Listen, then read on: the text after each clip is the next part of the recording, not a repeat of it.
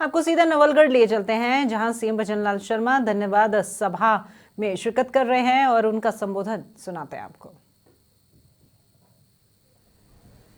आपके अपने लोक लाडले विधायक भाई बिक्रम सिंह जी जाखल साहब, प्रदेश के उपाध्यक्ष भाई मुकेश दादी जी, जिले के प्रभारी भाई केडी बाबर जी, हमारी पार्टी के जिला अध्यक्ष भाई पवन मांडविया जी, पूर्व विधायक शुभकरण चौधरी जी, झुंझुनू से हमारे प्रत्याशी निशित चौधरी भाई बबलू जी, हमारी पार्टी के प्रदेश के प्रवक्ता भाई लक्ष्मीकांत भारद्वाज, प्रधान माया गुर्जर जी, चेयरमैन गोविंद सिंह जी राठौर साहब, पूर्व चेयरमैन सुरेंद्र सैनी जी, और इस कार्यक्रम में आए मेरे पूजा योग बुजुर्गों, नौजवान दोस्तों और इतनी बड़ी संख्या में आई मेरी माता बहनों, आप सभी को मैं प्रणाम करता हूं, नमन करता हूं, वंदन करता हूं। मित्रों, सबसे पहले तो मैं नवलगढ़ की जनता को बहुत बहुत धन्यवाद और साधुवाद देना चाहता हूं कि आपने मेरे मित्र भाई बिक्रम सिंह जाखल जी को जिता करके यहां से भेजा। उसके लिए मैं आपको बहुत बहुत शुभकामनाएं और साधुवाद देना चाहता हूं। और मैं इस बात के लिए भी धन्यवाद आपको देना चाहता हूं कि आपने राजस्थान के अंदर बहुत बड़े बहुमत के साथ भारतीय जनता पार्टी की सरकार बनाई। इसके लिए मैं सभी झुंझुनू वासियों को बहुत बहुत धन्यवाद और साधुवाद देना चाहता हूं। मित्रों, यह झुंझुनू की धरती, यह किसानों की और जवानों की धरती है। यहां का किसान दिन रात मेहनत करके धरती मां का सीना चीर के मेहनत करता है, और यहां का जवान जीरो माइनस में भी काम करता है और 50% तापमान भी रह करके सीमा की रक्षा करता है। ऐसी भूमि को मैं प्रणाम करता हूं, नमन करता हूं, वंदन करता हूं। यहां का सैनिक देश के किसी भी कोने में होता है, वो झुंझुनू का नाम तो गौरव करता है, लेकिन राजस्थान का भी नाम गौरव करता है और मां भारती का नाम भी गौरव करने का काम करता है। कि वो जाबाज जब सेना पर होता है और जब टुकड़ी उनके साथ होती है, मेरे झुंझुनू के सैनिक वीर उस टुकड़ी का भी हौसला बुलंद करने का काम करते हैं, क्योंकि हमेशा से उसने मां भारती को अपना सब कुछ न्यौछावर करने का काम किया है। यहां देश में सबसे ज्यादा अगर सैनिक हैं तो इस झुंझुनू की धरती पर हैं। कोई भी युद्ध हुआ है, चाहे वो 65 का हो, 71 का हो, कारगिल का हो, मैं ऐसी धरती को प्रणाम करता हूं जिसमें सबसे ज्यादा योगदान है, तो इस झुंझुनू की धरती का योगदान है। मैं ऐसे लोगों को नमन करता हूं। मित्रों, इस देश और प्रदेश में 75 साल में अब अगर सबसे ज्यादा राज अगर किसी पार्टी ने किया है तो वह कांग्रेस ने किया है। मेरे से पहले वक्ता कह रहे थे हमेशा कांग्रेस के लोग आते थे, झूठे वायदे करते थे, कहते थे हम यमुना का पानी लेकर के आएंगे। अरे भाई, यमुना के पानी के नाम पर कितनी बार जीतोगे? जनता को कितनी बार झांसे में दोगे? मित्रों, मैं कहना चाहता हूं, आप सभी के सामने है, गरीबी हटाओ के नारे से लेकर के जमुना के पानी से लेकर के राजस्थान के विकास से लेकर के कितनी बार इन्होंने वोट मांगा है। मैं कांग्रेस के लोगों को कहना चाहता हूं, मैं उनको बताना चाहता हूं कि उन्होंने हमेशा गरीबी के नाम पर और विकास के नाम पर वोट मांगा था। आपने देखा होगा 70 साल की आजादी के बाद आज भी गांव में आवश्यकता है तो सड़क की आवश्यकता है, नाली की आवश्यकता है, चिकित्सा की आवश्यकता है, शिक्षा की आवश्यकता है।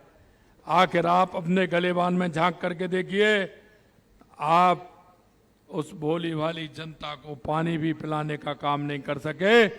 कांग्रेस के लोग किस मुंह से वोट मांगने का काम करते हैं। कल उन्होंने कहा था, मैं इस नवलगढ़ की धरती से उनको जवाब देना चाहता हूं। कल उन्होंने कहा था कि यमुना जल का जो काम है, ये एक बूंद पानी नहीं आएगा। ये उन कांग्रेस के लोगों ने एक वक्तव्य दिया था। अरे, तुम्हारी मंशा तो यही थी, तुमने कभी यमुना के क्षेत्र में काम करने का कोई काम नहीं किया।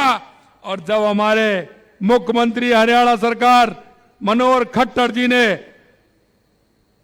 जब ये समझौता किया है, तो यहां के कांग्रेसियों ने हरियाणा के कांग्रेसियों से क्वेश्चन भी उठवा दिया और उन्होंने राजस्थान के पानी के बंटवारे का विरोध भी वहां स्टार्ट कर दिया। ये कांग्रेस की नीयत है, ये कांग्रेस की नीयत है।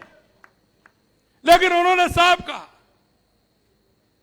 और हमने भी साफ कहा, हमने कहा कि हमारे हक का जो पानी है, हम उसे राजस्थान के 3 जिलों के लिए हमें वो पानी चाहिए। हमने कहा आपका हिस्सा आप रखिए, लेकिन हमारा हिस्सा हमें भी चाहिए। और मित्रों, मैं आपको बताना चाहता हूं, हरियाणा का हिस्सा हरियाणा के पास रहेगा और हमारा 1917 एमसीएफ का हिस्सा राजस्थान को मिलेगा। मैं आपको ये विश्वास दिलाना चाहता हूं। सबसे पहले हमने देखा हमारे राजस्थान के अंदर और कमी है तो पानी की है। यही नहीं किया, हमने राजस्थान के 13 जिले जो अब 21 जिले हुए हैं, ईआरसीपी का समझौता भी हमने सबसे पहले किया।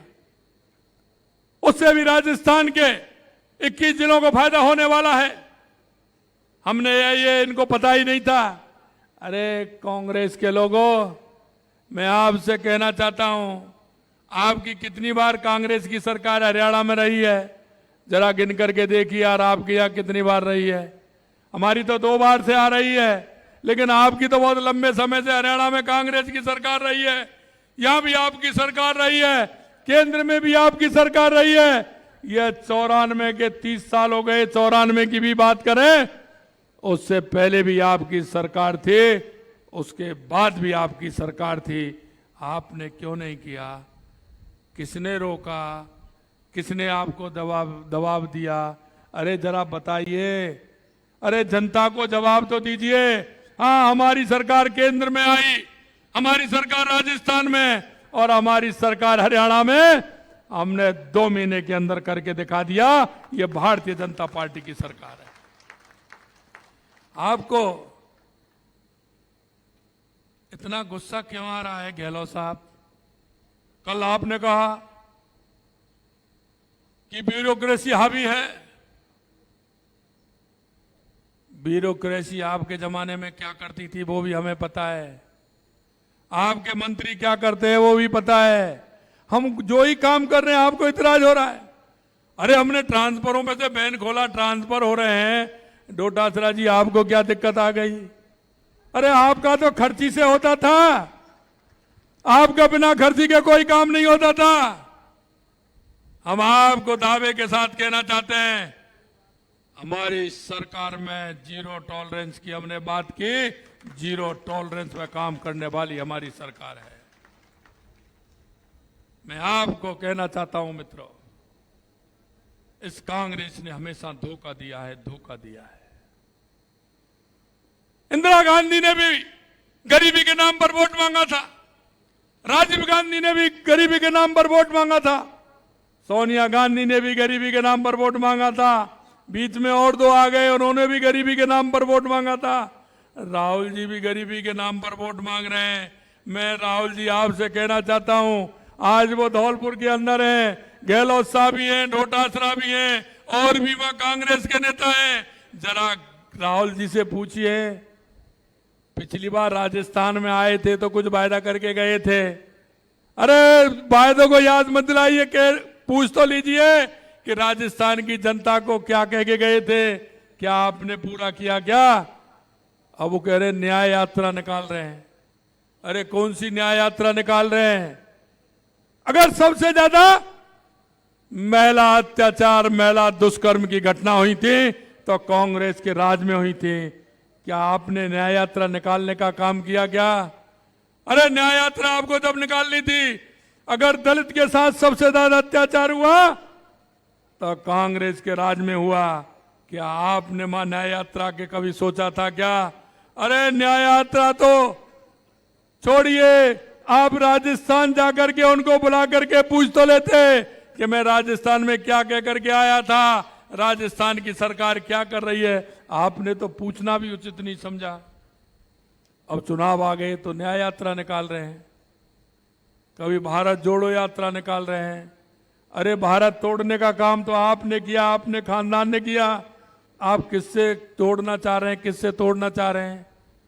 मैं बताना चाहता हूं मित्रों, ये कांग्रेस के लोग जब भी वोट की बात आती है, ये बरगलाने का काम करते हैं, बरगलाने का काम करते हैं। मैं आपसे कहना चाहता हूं, वो गारंटी देने का काम कर रहे हैं, और गारंटी भी कब दे रहे हैं? चुनाव से 2 महीने पहले, 2.5 महीने पहले गारंटी दे रहे हैं। अरे जब आपकी गारंटी नहीं है तो आप किसको गारंटी दे रहे हैं साहब? जरा बताइए जनता को। जब आपकी गारंटी नहीं थी तो आप किसकी गारंटी दे रहे हैं? अगर इस देश में कोई गारंटी देने वाला है तो सिर्फ एक व्यक्ति है, और उसका नाम है देश के यशस्वी प्रधानमंत्री नरेंद्र मोदी। नरेंद्र मोदी जी जो गारंटी देते हैं, गारंटी पर भी गारंटी देते हैं। मैं आपको विश्वास दिलाना चाहता हूं, वो शिलान्यास भी खुद करते हैं और योजना का उद्घाटन भी नरेंद्र मोदी करते हैं। ये उनकी गारंटी पर गारंटी है मित्रों। हम आपके बीच में चुनाव में आए थे, हमारे घोषणा पत्र हम आपके बीच में लेकर आए थे, जो संकल्प पत्र था हमारा, हम आपके बीच में लेकर के गए। और आज हम आपसे वादा करना भी चाहते हैं और कहना भी चाहते हैं, जो आपके बीच में हमने वायदा किया था, हम उस वायदे को धीरे धीरे अमल में लेकर के आए हैं। हमने इंतजार नहीं किया, हम 4 साल बाद लाने वाले नहीं हैं। हमने पहले बार कहा, हमने कहा था हमारी सरकार आएगी। जिस तरह से प्रदेश के अंदर पेपर लीक के कांड लगातार हो रहे हैं, 19 में से 17 पेपर लीक होने का काम किया। हमने कहा हम एसआईटी गठित करेंगे, हमने एसआईटी भी गठित की। तुरंत 15 को हमने शपथ ली, 16 को हमने एसआईटी गठित की। और आप आए दिन अखबार में पढ़ रहे होंगे, लोग कहां कहां से पकड़ के ला रही है पुलिस। एसआईटी जो गठित है वो कहां कहां से पकड़ करके ला रही है, और आपके सामने उन सबको किसी भी कीमत पर बख्शा नहीं जाएगा। इतना मैं आपसे कहना चाहता हूं।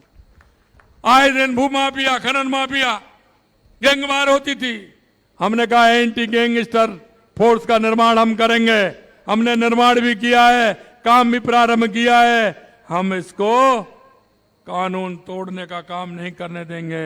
राजस्थान में अगर राज होगा तो कानून का राज होगा, हम ये आपको बताना चाहते हैं।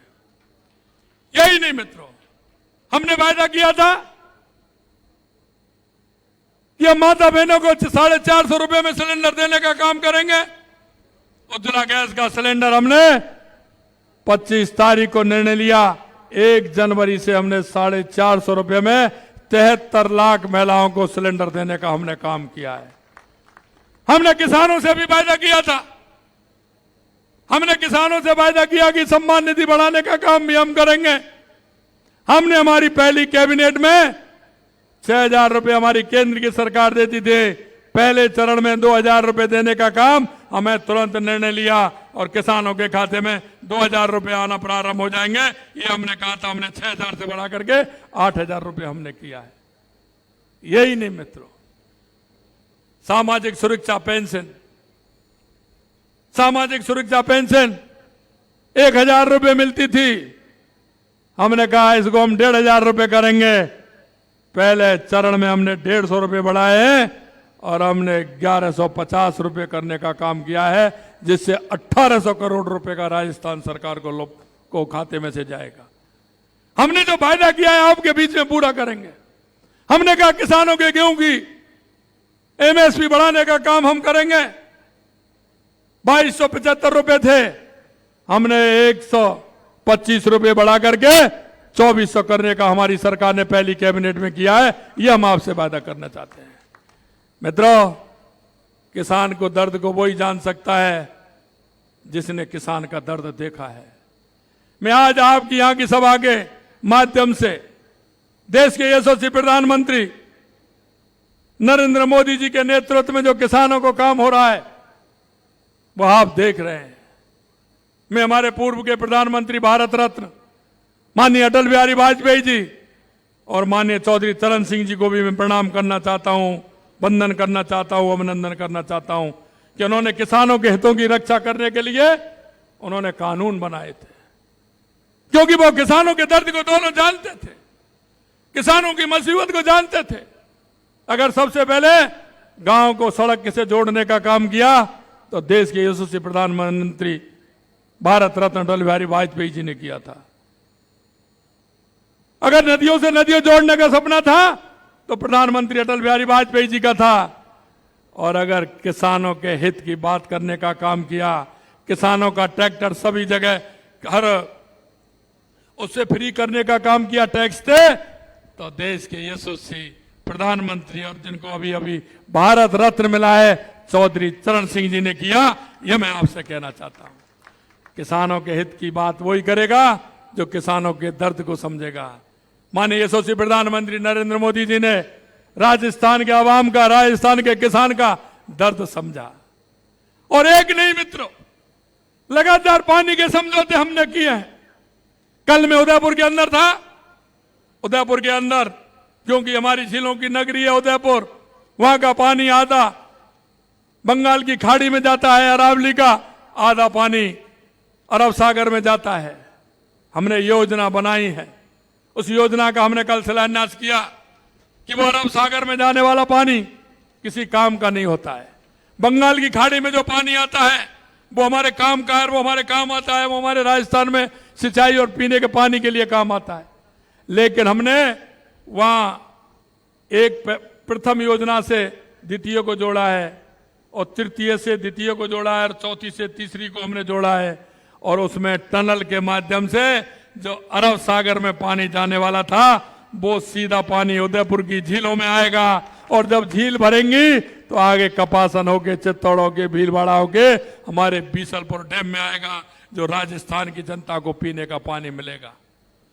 हमने कहा हमारी चंबल का पानी जाता है, ईआरसीपी की हमारी योजना काली सिंध, पार्वती और चंबल, उसमें बड़ी परेशानी थी। 13 जिले हैं, जयपुर से लेकर के हमारे भरतपुर संभाग से लेकर के अलवर से लेकर के इन सभी जिलों में उसको पीने का पानी भी मिलेगा। 2,80,000 हेक्टेयर का सिंचाई का भी पानी उसमें मिलेगा। उसमें भी कांग्रेस के लोगों ने ये कहते हैं कि हम क्या करें। अरे करें क्या, तुम्हारा मन ठीक नहीं है, नीति ठीक नहीं है, नीयत ठीक नहीं है। क्यों ठीक नहीं है कि आपने मध्य प्रदेश के मुख्यमंत्री थे इनके कमलनाथ, अपने समय में कमलनाथ जी को इन्होंने पत्र लिखा था कि ईआरसीपी की योजना, क्यों ईआरसीपी की योजना 2003-4 में नदियों से नदियों जोड़ने का था, तो माननीय यशस्वी प्रधानमंत्री अटल बिहारी वाजपेयी जी की थी। 2013 में हमारी सरकार बनी, वसुंधरा जी की सरकार बनी, उन्होंने ईआरसीपी को आगे बढ़ाने का काम किया। इन्होंने कहा ईआरसीपी को रोकेंगे तो दिक्कत है, इन्होंने उसको सिर्फ कागजों में रखा, कागजों में रखा। केंद्र सरकार ने बुलाया, थुरी भी नहीं गए। अरे भाई, राजस्थान की जनता से क्या दुश्मनी है आपको? आप उसको पीने का पानी, सिंचाई का पानी क्यों नहीं देना चाहते? लेकिन मैं आपको बताना चाहता हूं, जब प्रेशर हुआ तो इन्होंने कमलनाथ को चिट्ठी लिखी। कमलनाथ ने इनको वापस चिट्ठी लिख दी कि मुझे आपकी ईआरसी भी मंजूर नहीं है और कहीं ये कहीं हो नहीं जाए। उन्होंने कोर्ट में भी पहुंच गए, कोर्ट में भी लगा दिया। और मित्रों, इन्होंने उसमें कुछ नहीं किया। अरे भाई तो ऐसे कहते हैं, एक दूसरे की मदद होती है, ऐसे कहते हैं। हमारे मध्य प्रदेश के मुख्यमंत्री मोहन यादव जी बने। हमने मोहन यादव जी से कहा, हमारे 13 जिले हैं, पानी की परेशानी है, पीने को पानी चाहिए, सिंचाई को पानी चाहिए, हम दोनों मिलकर के काम करेंगे। उन्होंने कहा भाई जी करिए, बिल्कुल आइए। और उनको आए, हमने कहा समझौता करेंगे। बोले समझौता करेंगे, मैं आपके पास जयपुर आऊंगा, आपको साथ लेकर के चलूंगा और दिल्ली में समझौता दोनों भाई मिलकर के करेंगे। ये होता है भारतीय जनता पार्टी, इसे कहते हैं भारतीय जनता पार्टी। देश के यशस्वी प्रधानमंत्री नरेंद्र मोदी जी के नेतृत्व में मेरे मित्र भाई मोहन यादव जी जयपुर आए, मेरे को साथ लिया, दिल्ली गए, दिल्ली की केंद्र की सरकार को बैठाया। हमारा सौभाग्य है कि वहां गजेंद्र सिंह जी मंत्री हैं, माननीय गजेंद्र सिंह जी बैठे, दोनों बैठे और तुरंत हमारी समस्या का समाधान हो गया और 13 जिलों की ईआरसीपी की योजना का पूरा काम हमने कर दिया। हमारे मुख्यमंत्री हरियाणा के मनोहर खट्टर जी, जब हमने हमारे 3 जिलों की बात रखी, हमने उनसे कहा कि भाई पहले तो लोग प्याऊ लगाते थे, बावड़ी बनवाते थे, कुआं बनवाते थे, हमारे तीनों जिलों में पानी की कमी है, आप आइए करिए और हमारा पानी हमको दीजिए, आप अपना पानी लीजिए। उन्होंने कहा कि निश्चित रूप से सही कह रहे हैं आप, आपके तीनों जिलों को पानी यहीं से जाएगा। उन्होंने कहा कि 3 पाइपलाइन आपकी जाएंगी, चौथी हमारी भी जाएगी। हमने उनसे वायदा किया, आप हमारी 3 के साथ में चौथी अपनी भी लाइए, क्योंकि उनके लोहारू और उनके क्षेत्र में पानी आएगा। हमने कहा भाई मिलकर के काम करेंगे, 3 हमारी डलेंगी, चौथी आप भी डालिए, काम करिए, आप अपने हरियाणा को पानी पिलाइए, हम हमारे राजस्थान को पानी पिलाएं। और हमारा समझौता हो गया और हमारे 4 महीने पूरी डीपीआर बन करके हमको वहां से पानी मिलना स्टार्ट हो जाएगा।